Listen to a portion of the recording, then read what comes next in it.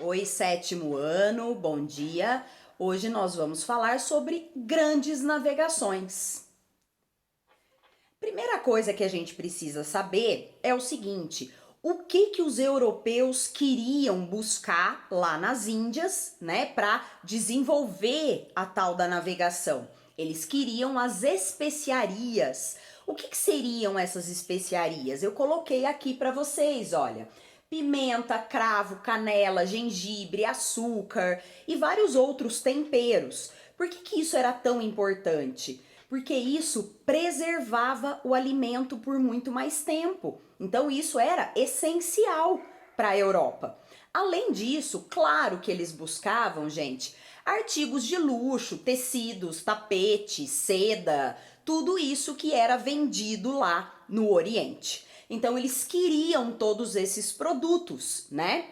Mas eles já não recebiam esse produto? Recebiam. Qual foi o problema? O problema, gente, é que tinha muito intermediário nessa negociação. Como assim? Imagina que esses produtos, essas especiarias que vinham ou das Índias ou a seda da China, por exemplo, isso era comprado pelos árabes. Aí os árabes vendiam para os italianos e os italianos revendiam para o resto da Europa. Então imagina o custo que ia gerar para os outros europeus, né? Porque o árabe comprava por X, vendia por 2x. Aí o italiano que comprou por 2x vai vender por 4x. Então o produto vai aumentando muito de preço por causa desse monte de intermediário no negócio. Então o que queriam os europeus que não os italianos? Chegar até as Índias ou até a China e comprar diretamente esse produto, sem ter que passar pelos árabes e pelos italianos. Só que para que isso acontecesse, eles tinham que desviar das rotas usadas por italianos e árabes, porque os italianos usavam o Mediterrâneo, não iam permitir que outros usassem. Se você tentasse ir pela terra, né, ao invés de ir por mar, você dá de cara com os árabes. Então, os árabes não permitiriam a passagem desses europeus em busca desses produtos lá nas Índias. Então, gente, não tinha escapatória. Eles não tinham por onde ir. Se eles tentassem ir pelo Mediterrâneo, eram bloqueados pelos italianos. Se eles tentassem ir por terra, bloqueados pelos árabes. Se eles tentassem ir lá pelo norte da Europa, é gelo. Então, a única solução era tentar dar a volta pela África. Só que isso nunca tinha sido feito antes. Eles, inclusive, não tinham a menor ideia do tamanho que era o continente africano. Galera, aqui eu coloquei, olha, para vocês terem uma ideia, né? Então, quais eram as rotas das especiarias?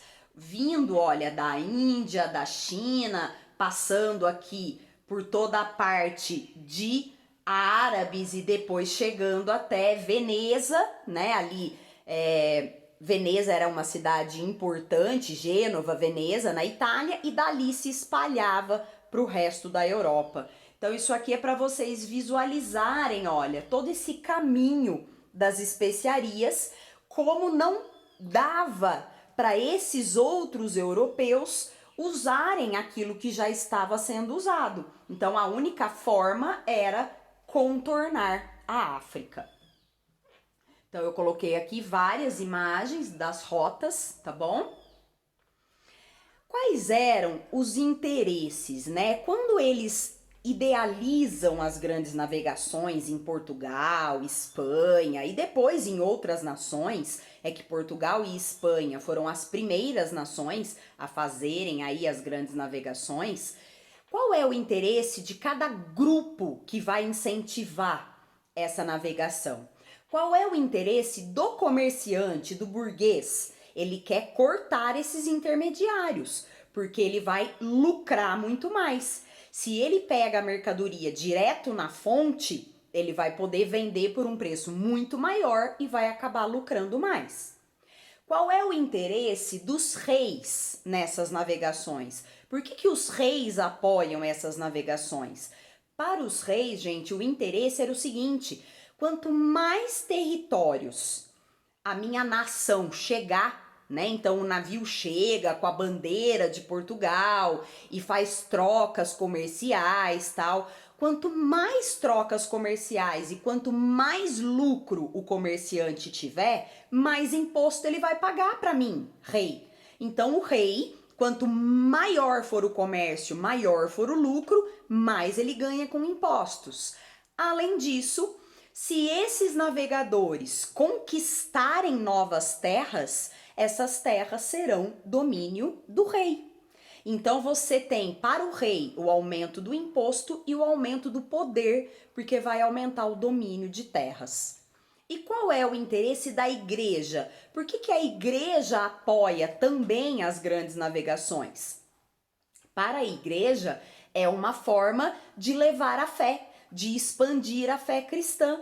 Então, se os portugueses conseguirem ou descobrir novas terras ou dominar as terras que já sabiam da existência, a igreja poderia catequizar todo esse povo, né? Levar toda essa questão da igreja católica para essa nova população e também aumentar o poder da igreja.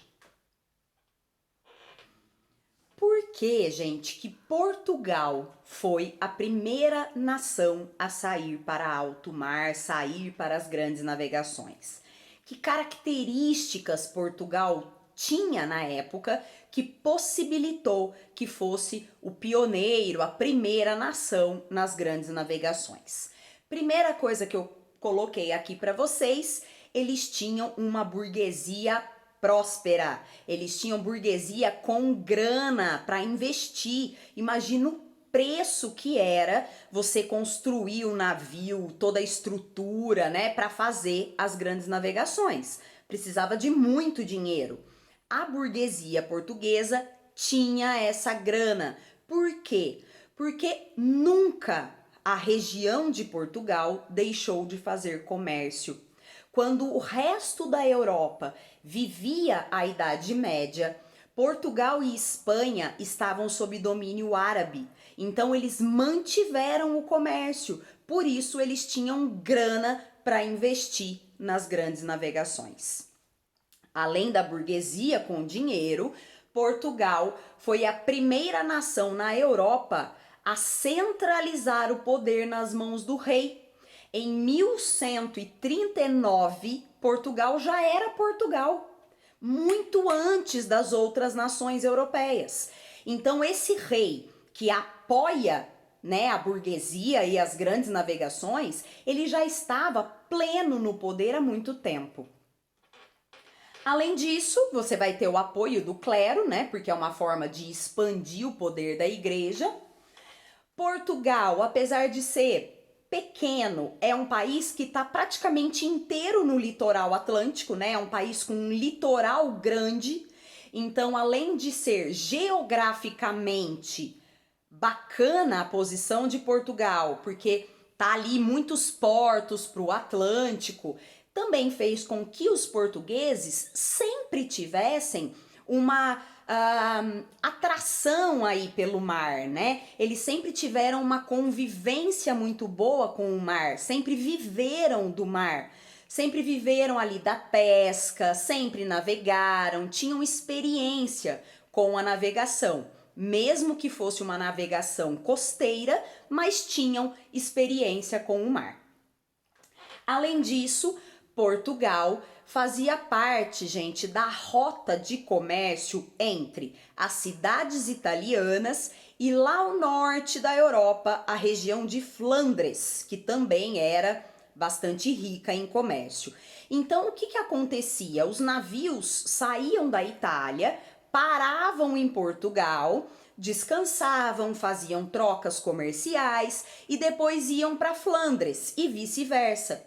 Então, Portugal acabou sendo um ponto de parada e comércio dessas nações, desses povos. E isso incentivou também cada vez mais o comércio marítimo em Portugal. E para finalizar, A gente tem a Escola de Sagres. O que é a Escola de Sagres? Existem historiadores que acreditam que isso não existiu, tá? Vamos partir do princípio que essa escola tenha existido. O que teria sido a Escola de Sagres? Sagres é o nome de uma cidade portuguesa onde vários estudiosos de navegação teriam sido reunidos para melhorar a navegação portuguesa. Eles teriam desenvolvido melhores mapas, eles teriam desenvolvido melhor instrumentos náuticos que já eram utilizados, né, pelos árabes principalmente, bússola, astrolábio, balestilha. Então tudo isso teria sido aperfeiçoado na Escola de Sagres e além disso eles teriam criado as caravelas, que eram aqueles navios com as velas retangulares, que facilitava a navegação contra o vento ou sem vento, tá bom? Então eu coloquei aqui para vocês terem uma ideia, o documento em PDF vai mostrar para vocês quadrante, balestilha, astrolábio, aqui vários tipos de navio, inclusive a caravela, tudo isso desenvolvido supostamente ou melhorado pela Escola de Sagres, tá bom? Como que vai historicamente, data a data, acontecer essas navegações portuguesas? Eles foram os primeiros, então, a sair. Eles saem para tentar fazer o contorno da África em busca das Índias. Eles saem em 1415 e vai dar início o Périplo Africano. O que é o périplo africano? É o contorno da África. Eles vão iniciar, gente, é um processo lento. Então eles vão um pedacinho, aí eles descem, fazem trocas comerciais, conhecem a região, voltam para Portugal. Depois vem com uma outra expedição, desce mais um pouquinho, faz troca comercial, conhece a região, volta para Portugal. Depois vem outra expedição um pouco mais longe. Então é um processo lento, até porque é um processo extremamente caro, tá? Então eles começam em 1415, mas eles só vão conseguir dar a volta mesmo 80 anos depois, ok? Então eu coloquei aqui que em 1488 Bartolomeu Dias, que é também um nome famoso aí de navegador português, ele consegue dar a voltinha na África. Ele consegue fazer aquele contorninho lá no fundo da África. Aquele contorno, gente, que recebia o nome de Cabo das Tormentas, porque ali se reúne, né, ali as águas do Oceano Atlântico e do Oceano Índico se encontram. Então é um mar extremamente turbulento ali na região. Foi difícil passar o Cabo das Tormentas. Bartolomeu Dias consegue passar o tal Cabo das Tormentas em 1488 e ele vai passar então a receber o nome de Cabo da Boa Esperança. Ah, e ele passou e foi para as Índias? Não, ele passou o cabo, conseguiu, aí ele volta para Portugal, ele não chegou na Índia. Aí, gente, em 1492, a Espanha resolve começar a sua grande navegação. Só que a Espanha não pode usar o caminho italiano, não pode usar o caminho árabe e agora também não pode usar o caminho português, que é fazer o contorno da África. O que vai fazer a Espanha? A Espanha vai acreditar, vai jogar, na verdade, né, tudo que tinha em cima de um navegador italiano chamado Cristóvão Colombo. Qual era a ideia de Cristóvão Colombo? Naquela época, muitos já começaram a acreditar que a Terra era redonda.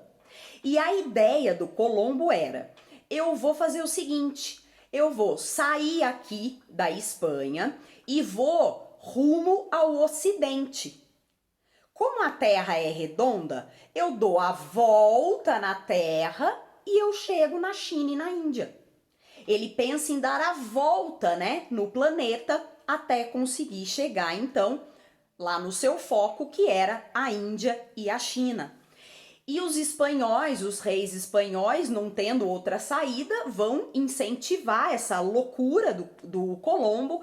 Ele sai, então, lá da Espanha, né, com as caravelas, as 3 caravelas, Santa Maria, Pinta e Mina, e ele acaba chegando. Só que ele não chega na Índia, porque antes de dar toda a volta, ele se depara com uma nova terra. Ele descobre a América. Ele chega na região ali, gente, das Antilhas, na região do Caribe, naquelas ilhas caribenhas. Então ele chega numa nova terra. Ele acreditando, né, que teria chegado na Índia, na verdade ele chega em um outro continente que não tinha a menor ideia do tamanho também que era esse continente. Por isso que toda essa região aqui do continente americano, por muito tempo foi chamado de Índias Ocidentais. Então você tinha Índia, China, aquela região eram as Índias Orientais e nós aqui na América éramos as Índias Ocidentais, ok?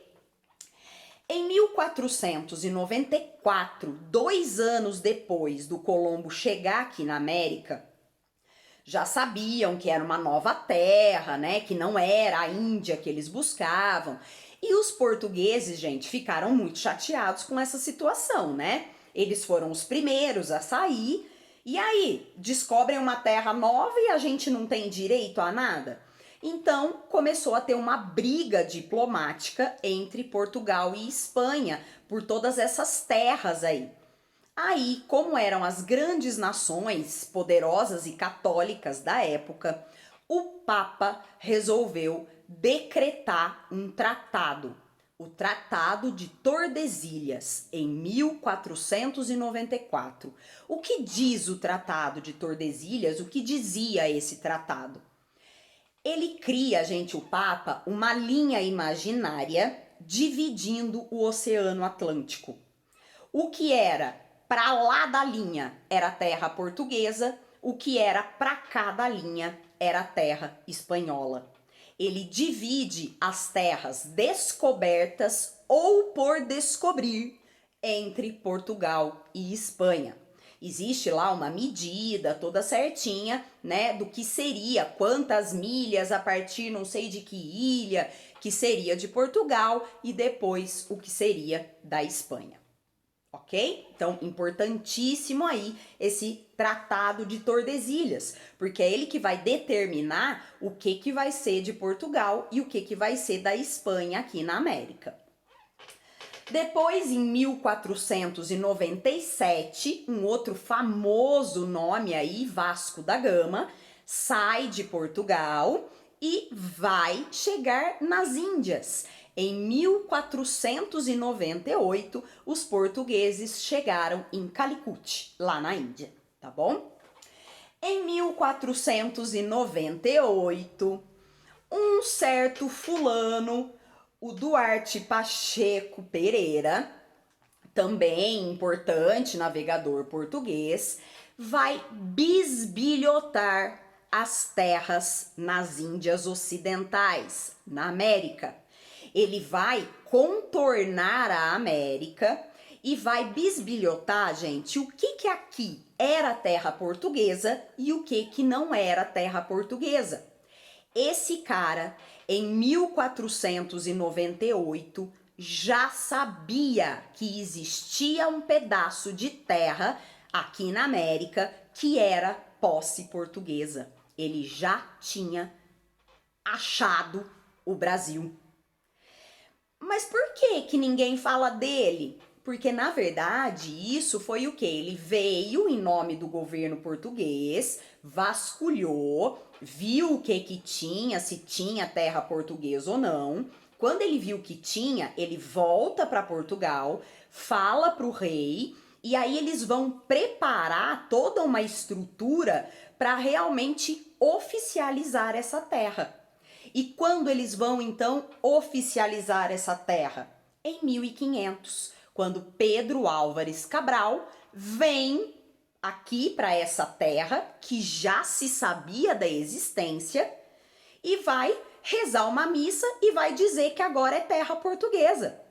Essa história de que Pedro Álvares Cabral ia para as Índias e aí pegou uma corrente errada e chegou aqui, mentira. Ele sabia muito bem para onde ele estava indo. Ele veio aqui tomar posse oficial do território e daqui ele vai para as Índias e lá na Índia, né, ele faz os negócios e depois volta para Portugal. Ele só veio oficializar algo que já sabiam da existência.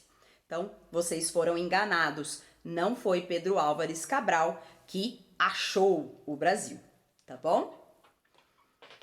E aqui, olha, coloquei algumas imagens também, deem uma olhada, tá? De como foi o périplo africano. Aqui tem uma imagem importante do Tratado de Tordesilhas.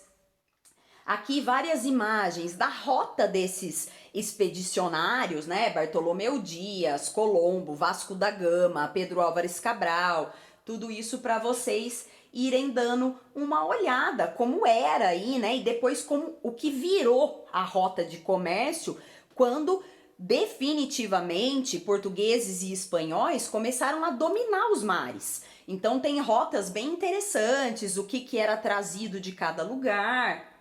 Porque mudou a estrutura, né, gente? Antes uma rota que era só pelas cidades italianas e árabes, agora não. Você tem muito mais possibilidades de comércio. Então eu coloquei tudo aqui para vocês, o que era domínio espanhol, o que era domínio português, para vocês visualizarem bem tudo isso. Tá?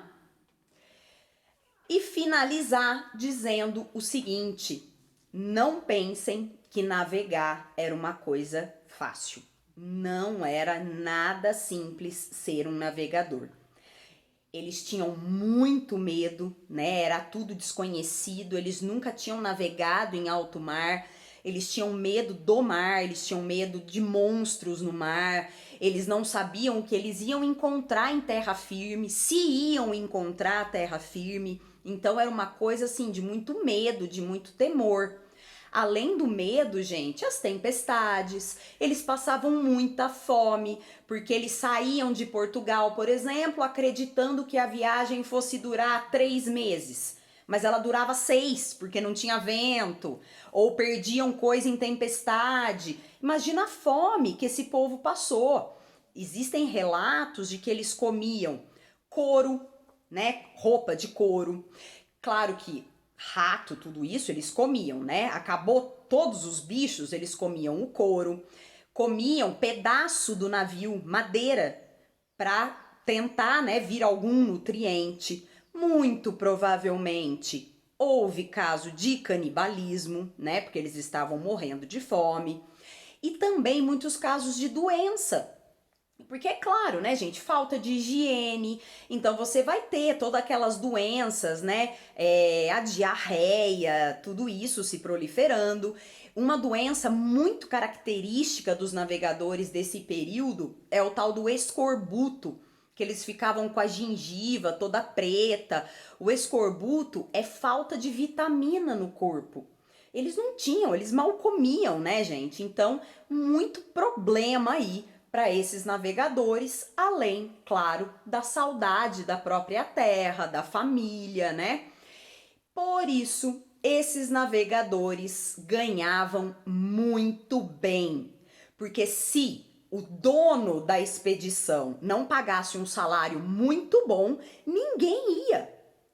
Por mais aventureiro, por mais que eles quisessem achar riqueza, tesouros e etc., era um risco muito grande. Então os salários eram altos, até para garantir a vida da família, mesmo que que a pessoa que receberia o salário, se ela morresse na viagem, a família receberia. Então também era uma garantia para a família. E aqui, para finalizar, um poema muito famoso, deste poeta português muito famoso, que é o Fernando Pessoa. Esse poema se chama Mar Português e vai falar um pouquinho dessa relação que os portugueses tiveram e têm com o mar. Ó mar salgado, quanto do teu sal são lágrimas de Portugal. Por te cruzarmos, quantas mães choraram, quantos filhos em vão rezaram, quantas noivas ficaram por casar para que fosses nosso, ó mar. Valeu a pena? Tudo vale a pena se a alma não é pequena. Quem quer passar além do bojador tem que passar além da dor.